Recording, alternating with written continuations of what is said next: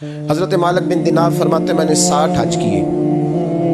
एक हज के मौके पर मैंने बड़ा रश देखा, लाखों का इज्तिमा हुआ। मेरी बातों की समझ तो आ रही है ना आप दोस्तों? जो नहीं बोल रहे उन्हें भी आ रही है ना? अल्लाह जज़ा दे। कहते लाखों का मजमा था तो मेरे दिल में ख्याल आया, मैंने कहा अल्लाह इतने लोग आए हैं, इनका हज कबूल भी हुआ कि नहीं? फरमाते मैं सोच रहा था तो रात को ना ख्वाब में मैंने किसी कहने वाले को कहते हुए सुना कि सबका कबूल हो गया। बल्ख का रहने वाला मोहम्मद बिन हारून बल्खी है, उसका हज कबूल नहीं। फरमाते शहरों के अलग-अलग खैमे लगते थे। अब भी आप हज करने जाएं तो पाकिस्तानियों की रिहाइशें अलग होती हैं, इंडियन की अलग, बांग्लादेश के अलग, मिस्री, यमनी, सब लोग अलग अलग रिहाइशें होती, झंडे लगे होते हैं मुल्कों के। कहते मैंने सवेरे उठ के ढूंढना शुरू कर दिया, ढूंढता हूँ वो बंदा मिले। कहते जहाँ बल्ख शहर के लोग रहते थे वहाँ चला गया। तो मैंने लोगों से पूछा तुम्हें मोहम्मद बिन हारून बल्खी कौन है? लोग कहने लगे वो तो बड़ा नेक आदमी है, परहेजगार है, बड़े भोले भाले, बड़े अल्लाह वाले। रियाज आपको बस हम ही जानते हैं, वो तो बड़ा नेक है, परहेजगार आदमी। तो मैंने कहा अच्छा कहाँ है? उन्होंने कहा पहाड़ के पीछे उसने खैमा लगाया हुआ है, सारी रात इबादत करता है, सारा दिन रोजा रखता है, कायमुल लैल है, साइमुद दहर है। क्या बात? फरमाते मैं उन लोगों की बात सुन के हैरान हो गया कि मुझे क्या बताया गया, ये क्या कह रहे हैं? फरमाते मैं पहाड़ के पीछे गया। हज़रत मालिक बिन दिनार अलैहि रहमा फरमाते हैं जब मैं वहां पहुंचा तो मैंने उस शख्स को मुसल्ले पे बैठे देखा। कसरत इबादत के आसार उसके वजूद पर नजर आ रहे थे, सीधा बाजू उसका कटा हुआ था। फरमाते 2 रकते मुकम्मल करके ना मैंने उससे अस्सलाम वालेकुम कहा तो मुझे कहने लगा वालेकुम अस्सलाम, आप मालिक बिन दिनार हैं? मैंने कहा बड़ी इसकी फिरासत है। फरमाते फिर उसने ठंडी सांस ली, कहने लगा आपको ख्वाब आई होगी कि मेरा हज कबूल नहीं। फरमाते मुझ पर और बिजली गिरी कि क्या कह रहा? मैंने कहा यार लोग भी तेरी तारीफ कर रहे हैं और तेरी बसीरत भी बड़ी है, तो ये माजरा क्या है? कहने लगा आप ना पूछें। ये कह के उसने रोना शुरू किया, देर तक रोता रहा। मैंने कहा नहीं यार तू बता। कहने लगा नहीं आप ना पूछे, आप नाराज होंगे। मैंने कहा मैं नहीं होता, तू बोल ना।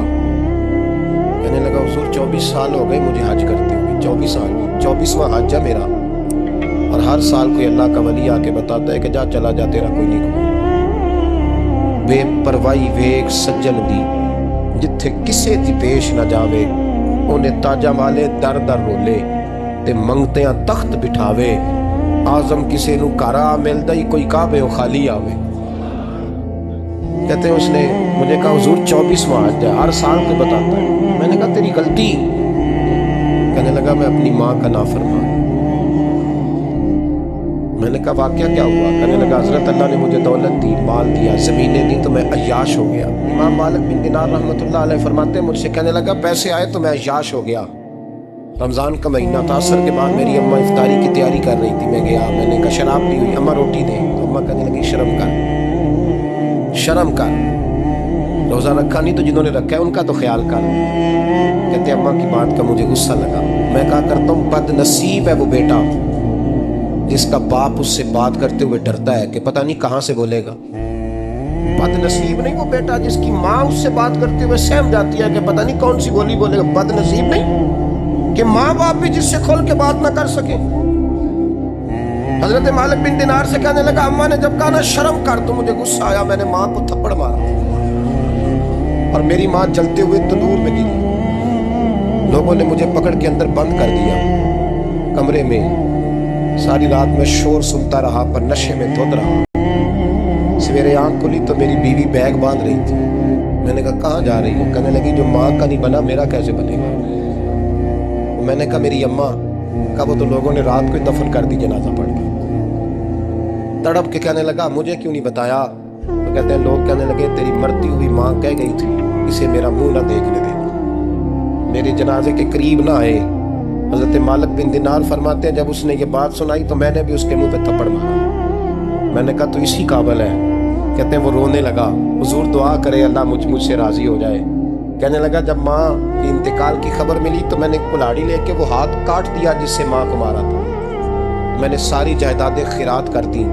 24 साल हो गए, 24 साल सारी रात नमाज पढ़ता हूँ, रोज़ा रखता हूँ, हज करता हूँ, पर हर साल कोई आके कहता है जा दौड़ जा, तेरा कोई नहीं कबूल हुआ। हुजूर दुआ करे मालिक राजी हो जाए।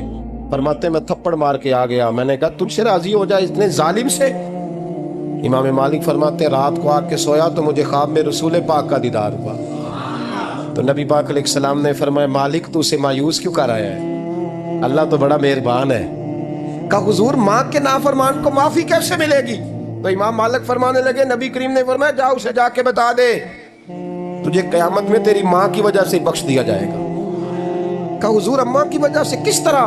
तो महबूब फरमाने लगे इसकी माँ कयामत में इसके खिलाफ मुकदमा दायर करेगी रब करीम की अदालत में, ए अल्लाह मैंने 9 माह पेट में रखा, दर्द सह के इसे जना, जिगर का खून पिला के पाला और इसी ने मुझे कत्ल किया।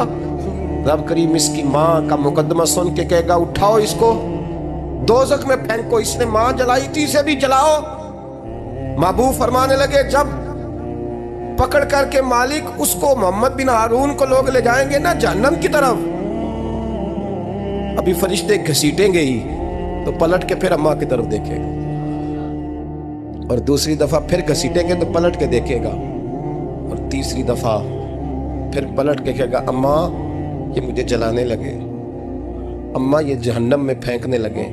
मेरे हबीब फरमाने लगे वो जल के मरने वाली माँ वहां भी बोल पड़ेगी, कहेगी या अल्लाह चल मैंने माफ किया तू भी माफ कर।